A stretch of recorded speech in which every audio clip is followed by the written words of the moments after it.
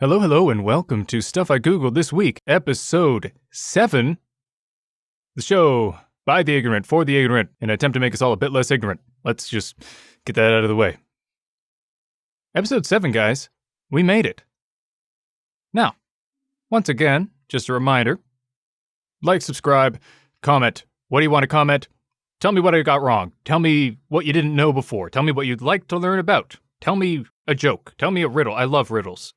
Tell me something. I'm so lonely. I loved the comments in the last video, and I would love to get more in this one. So just give me that sweet, sweet validation. Just give it to me. Just give it to me. Come on. Do it. It's fine. It'll be great. It'll be great. Don't worry about it. All right. With all that out of the way, let's just jump right into it. Hope you enjoy the game that's going on in the background. I don't know what it's going to be. Maybe I'll win, maybe I'll lose, maybe that won't even make sense for the game I'm playing. Who knows? Let's hop right into the joke. All right. This is such a classic joke, but it's a brilliant one. Two hunters are out in the woods when one of them collapses. He's not breathing, so his friend calls 911. He says, "My friend is dead, what should I do?" And the operator replies, "Calm down, sir. First, make sure that he's really dead." And there's a silence, and then a loud bang. And back on the phone, the guy says, "Oh, okay, now what?" I'm pretty sure I slaughtered the joke in the telling, but trust me, it's a good one when it's told by someone who's actually good at telling jokes. Oh, by the way, I'm doing this in kind of bits and pieces, so if the audio sounds a bit different from one bit to another, just ignore it. I don't know. It might not be a big deal. It might be a big deal. Who cares? It's a dumb podcast.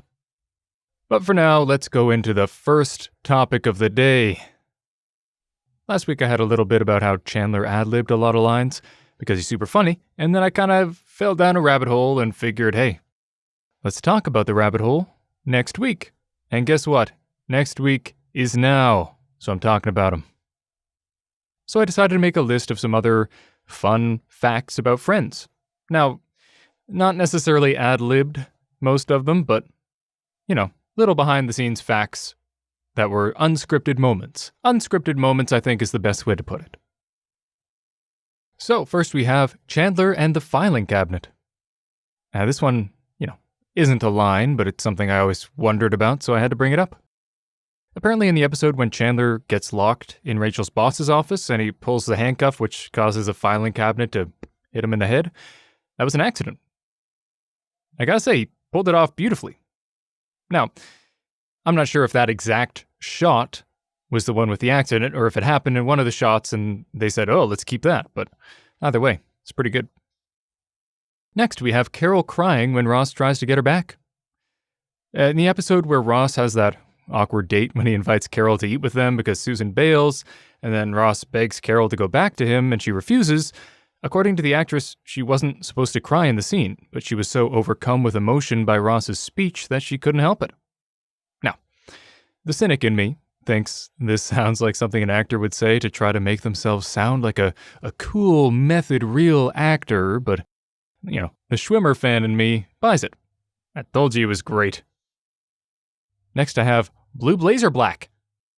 There's one scene when Chandler tries to say, Donald Trump wants his blue blazer back, but he says, Blue Blazer Black, because he got tongue-tied. Then apparently he corrected himself, and the others made fun of him, so they decided to keep it in. Now, I strongly suspect that the version we see in the show is not the original version where he makes the mistake, because it looks too clean, but I love the origin of it. And it's one that I'd always wondered about as a kid, because it seems like a random, it's not in the Friends style of jokes, It was a very real kind of moment, which doesn't necessarily happen a lot in Friends. I love the show, but it's very sitcom-y at times. Okay, and then the absolute uncontested winner of all of this that completely blew my mind is that scene with Robin Williams and Billy Crystal. Now, if you watch Friends, you must remember the best intro scene to ever grace the show. In it, you have Robin Williams doing a wacky accent, loudly breaking down because he thinks his wife is cheating on him. Now, the gang was in the middle of a conversation and they just stop eventually and just listen because it's so intense. And we end up learning that Billy Crystal is the guy who she's sleeping with, and Robin leaves angrily saying, "You are a bastard for doing that!" And it's a great scene. Not only was the entire scene improvised, which, is a bit of a surprise, but at the same time, they're both really good and it does have a bit of an improvised feel to it, but they weren't even supposed to be there that day. Cue the Clerks reference. They just stopped by the set for a visit and were asked to do a cameo, and then they did that, which is amazing. Okay, I have 2 more fun facts that aren't ad-libs at all, but they came up while I was looking at them, and I thought they were good. So Joey's arm is the first one. This is one that I always suspected was the case, because it seemed pretty random and unrelated to anything else in the episode, and it turns out I was right. In one episode, it opens with just audio of Joey jumping off the bed before he cries out and we hear a thunk. Later, Joey shows up with a sling because he fell off the bed. Turns out he had hurt his arm in real life, so they just wrote that in to explain the sling that he had to wear. This isn't mind-blowing or anything. I'm sure a lot of people were a bit suspicious, but if you were suspicious, this should put your mind at ease. He did, in fact, hurt himself in real life. Finally, we have, oh my god, David! Except, not that David. Different David. So in that episode where Rachel keeps teaching Ben pranks, like with the rolling the coin up the face and whatnot, at one point, right at the end, I think, Ross pranks her back by getting all mad at Ben for the pranks and chasing after him up the stairs, and Rachel chases after them, and then he throws a mannequin down the stairs and scares the crap out of her. Turns out, Rachel, by which I mean Jennifer Aniston, didn't know it would happen. David Schwimmer and the director organized it secretly to get a real reaction from her. The problem is, it was a bit too real, and she said, "Oh my god, David!" And they had to dub over it because his name's Ross in the show. Now, I'm a bit confused about this because I wasn't able to find any information about what Jennifer Aniston thought was going to happen when they ran out into the hall. I don't know what the script said, but it's still cool. Maybe she was expecting noises or something. I don't know. But this was always one of my favorite scenes of all of Friends, and the backstory just makes it even better. Next, let's talk regression to the mean. Full disclosure, this is one that I actually knew already, so I didn't Google it this week. But I used it in a conversation a while back and realized it isn't a very well-known thing, and I think it's really useful to understand. I'm having trouble putting the concept into precise words, but it's really easy to understand if you use an example, so I'll just do that. So, as an easy example, let's say you're going to roll a die 1,000 times. After 10 times, with a very small amount of the 1,000, we've had 1 1, 1 2, 1 3, 1 4, 1 5, and 5 6s. Now, this small sample does not represent the actual probabilities for each number, since each face, in terms of probability, has a 1 in 6 chance of being rolled. So if you were to look at just these 10, you might think, 6 is rolled much more often than the others, so it must be more likely. Which, as we know, is not the case in terms of probabilities, assuming the die isn't loaded. So, basically with small sample sizes, it's easy for there to be extreme outcomes. But as the sample size increases, it's more likely to regress to the mean, meaning you're more likely to get statistics that match with the probabilities. So as maybe a more helpful example, say you're playing chess against someone, or you're playing a video game, Hearthstone, Through the Ages, whatever. And that person is of similar skill to you, such that the probability of you winning is about 50%. You play them, and you happen to win the first 5 games, and you think, wow, they really suck. But then they win 8 of the next 10 games, and you think, oh man, I've gotten worse, or they've gotten better. But that's not necessarily true. It could just be that you happened to do well early, and the later games were just regression to the mean. You were, in a way, destined to win roughly 50% of the games, and since you won a bunch early, you'll end up losing a bunch later to even that out. Hopefully, that made it a bit clear. If it's not, maybe Google it on your own. It is a really important thing to understand because once you understand it, you'll start seeing it everywhere. Now, it should be noted that this isn't a natural law. It's not absolutely the case all the time, but as the numbers go up, as the sample size goes up, the odds of it happening become very, very high.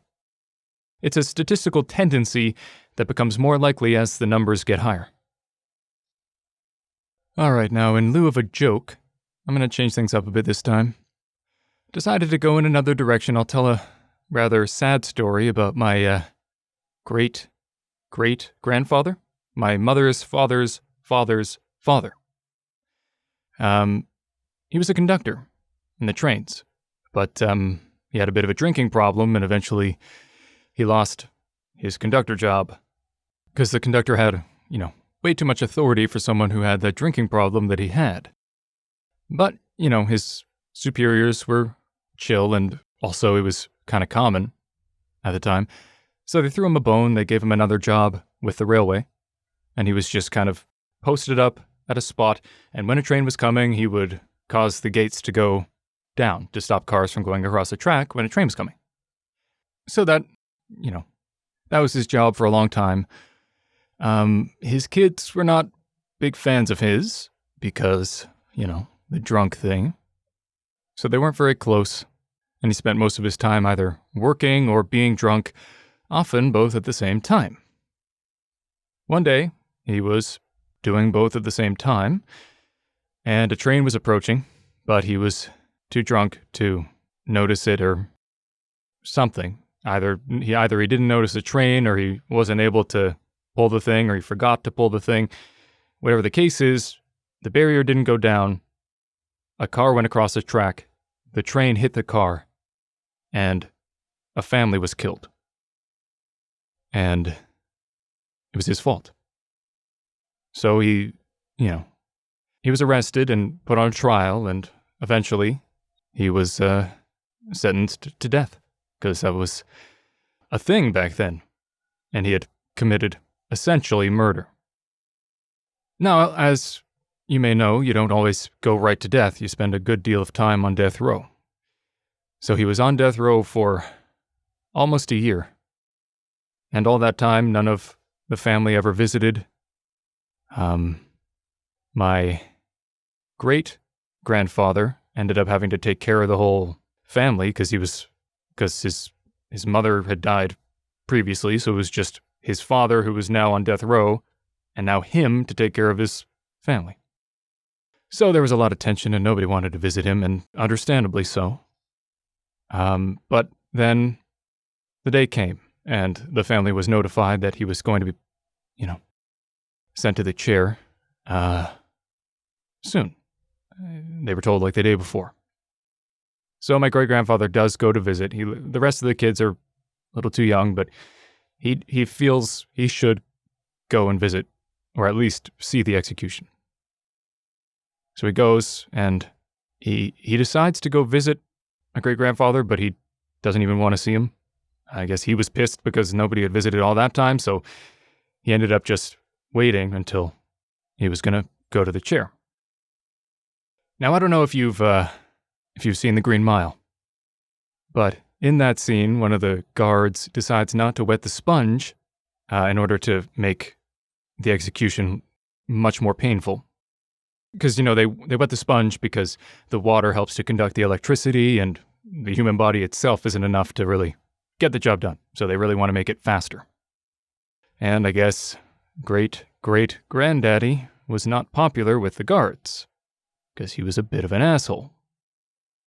So the guard did something like that. I don't know if they did it dry. They did something to make the execution take longer and make it more painful for him. So he went into the chair, and they put the thing on, and they flipped the switch, and it was, if you've seen The Green Mile, you'll know it was terrifying. It was scarring. My great-grandfather watched his father get tortured to death. And all of that was because he was a bad conductor. Huh? It was a joke all along. None of that's true. It was a conductor joke. I fooled you. Ah. I love those kinds of jokes. A lot of people hate them. I feel bad, but it was fun. Anyway, that's enough of that. Let's move on to the next topic. The topic is, what is methadone? not to be confused with the prestigious Method 1 acting clinic frequented by a certain analrapist. It's an Arrested Development reference. Oh, your references are the best, Ron. Methadone is an opioid used to treat severe pain as well as, and I believe primarily, opioid addiction. When it's used for pain, it's a tablet or an oral solution. When it's used for addiction, it's a powder that's dissolved in a fruit-flavored drink, generally. Now, why is it used? Well, it's longer acting than other opioids like heroin, oxy, fentanyl, and hydromorphone. With those drugs, the street opioids, you have to use them several times a day, 3 to 4 times a day, or you will start getting withdrawal symptoms. But with methadone, it lasts 24 to 36 hours, so you only need to take it once. So it prevents the withdrawal symptoms and reduces drug cravings without making the person high or sleepy. So it lets them stabilize their lives and quit getting high while mitigating the horrendous, often life-threatening withdrawal. I should note it's a long-term treatment, which surprised me. It's done for a year or two, up to 20, sometimes more. Now, eventually, you may taper it and get off it over weeks and months, but a lot of people just stay on for huge, long periods. And that really surprised me. I always thought it was intended as a method to, when you start taking it, the immediate goal is to taper off and get off of it altogether. But apparently, it's more of a long-term thing than I thought.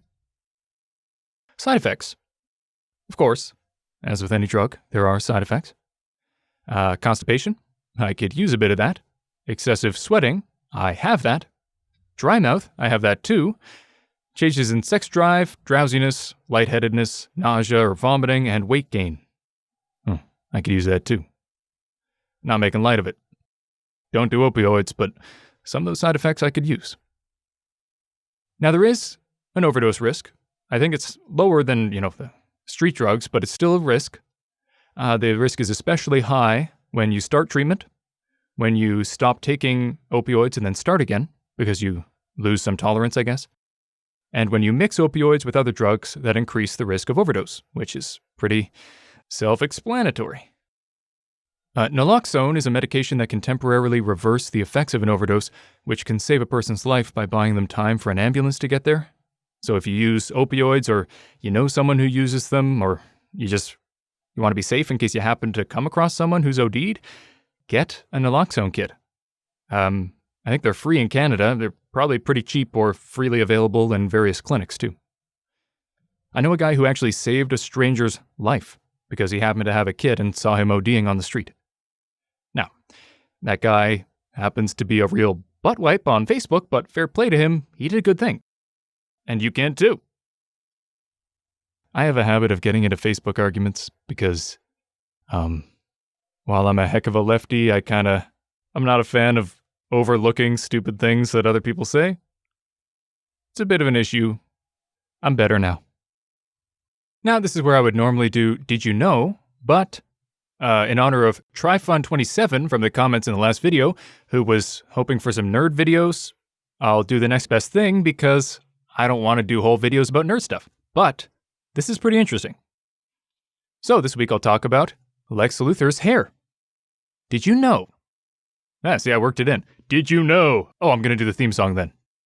Did you know? Did you know? Did you know? Did you know? Did you know that Lex wasn't always bald? Totally true. Google Lex Luthor red hair and tell me he doesn't look absolutely boss. If you can't Google it, I'll describe it. He's got this long, wavy red hair with a big red beard. Actually, it looks kind of like Lionel in Smallville mixed with like a big Irish brute. He was first introduced in April 1940 and kept his flowing ginger locks until 1941. Now, why did they go with the cue ball look? It was a mistake. Turns out, Leo Nowak, a penciler working on the Superman newspaper strip, accidentally mistook one of Lex's henchmen who was bald for Lex. And then sometime later, he did it again. After the second time, they said, screw it, let's just make him bald. And from 1941 onward, Lex's head was as smooth as a baby's bottom. And they ended up doing a bald origin story in 1960, where a young Lex saves a young Clark Kent from a meteor, like a kryptonite meteor, so it would hurt him. And to thank him, Clark, aka Superboy, builds Lex a lab where Lex develops a cure for kryptonite poisoning. But a fire breaks out of the lab. Clark blows out the flames with his super breath. This causes acid to fall on some protoplasm thing that was part of the cure, which shoots out vapor that makes Lex's hair fall out. It's a little convoluted, but it works. Then Lex gets mad, vows vengeance, and you know the rest. That was fun. I definitely wouldn't have Googled that if it wasn't for that suggestion, so thank you, TryFun27. And this really did, right when the nerd stuff hits your lips, it's so good. I'm probably going to do another one next week. Maybe I'll make it a weekly thing. Anyway, thanks for the suggestion. All right, now we have philosophy, or the philosophy segment. But this week's philosophy is a bit of a, some might call it a cop-out. I call it my civic duty, even though I'm not American. So here's this week's quote-unquote philosophy. If you spent the last 4 years making fun of people for pointing out the undeniable fact that Russia interfered with the 2016 election, even though they never actually refused to let Trump become the new president, and now you insist that your candidate, who lost by over 5 million votes because of fraud for which you have no evidence, and you want to refuse the transition of power because you couldn't possibly have won, it must have been fraud, you need to give your damn head a shake. That's it. That's my philosophy. Don't let Trump perform a coup. He lost. This is vaguely related to regression to the mean, I guess. Just like a few early wins in chess don't mean you're better than the other person, doing well early in an election doesn't mean you're going to win. Especially when Trump spent the last year telling his supporters not to vote by mail, so obviously the mail-in votes will heavily favor the Democrats. You can't be like, no, you don't vote by mail. Voting by mail means that you're a demon. Don't do it. Don't do it. And then when nobody votes by mail on your side and it's all Democrats, you go, what the hell? None of our guys voted by mail. It's all the other side. What's going on here? It must be fraud. No, you're stupid. Also, don't tell me my Trump impression is terrible. I know it is. It was off the cuff. I haven't practiced. Get out of here. Look, I know you're here for random facts and stuff and not my political rantings, but this is important. This is legitimately fascistic. I'm not against the idea of double-checking things. If there are credible accusations of fraud, look into them. Frankly, I suspect we're going to find more fraud from the right. Although, from what I've heard, the right is actually actively avoiding finding instances of fraud among their own ranks. So there is that. But they've been saying months ahead of time that there would be fraud without evidence. Then they lost badly, and now they're saying, surprise, surprise, there was fraud without evidence. They call fraud on Twitter, and then when their lawyers go in, they say, oh no, there's no fraud. We just think, it might have been an error here or there. And then on Twitter, they go, oh my God, it's terrible fraud. Obvious, huge amount of fraud. Back in the courts, oh yeah, if I lie, then I might lose my license, so yeah, no fraud, but look into it. There's no evidence. We don't have any, but look into it. Who knows? I'm not saying there's fraud. I'm saying it on Twitter every day, but not in the courtroom where it actually matters. And they look stupid. So don't look stupid. Please. Democracy is at stake. God, I hope I'm being overly paranoid here. I'm hoping that they will not get this coup going. But it's a real possibility. So please, I'm sorry for doing this. But you gotta. Stop it. Okay, that's it. That's it for this week. I'm sorry that I ranted. Look, it had to be done. I'm so frustrated. It's so stupid. It's so obvious. Thank you for listening. I'm Ron Mackenzie Lafergie. This has been Stuff I Googled This Week. If you haven't already tuned out because of my ravings, like, subscribe, comment, disagree, call me a liberal cuck, do whatever you want. Have a great week, and don't help fascists. Later, gators. I'm just gonna let this play out since the game's almost done, so let's watch the rest of it. It was a fun one. Was getting a bit annoyed with my ADC not hitting anything, but he got a bit better eventually, so. Good times. Good times. Brandon sucks.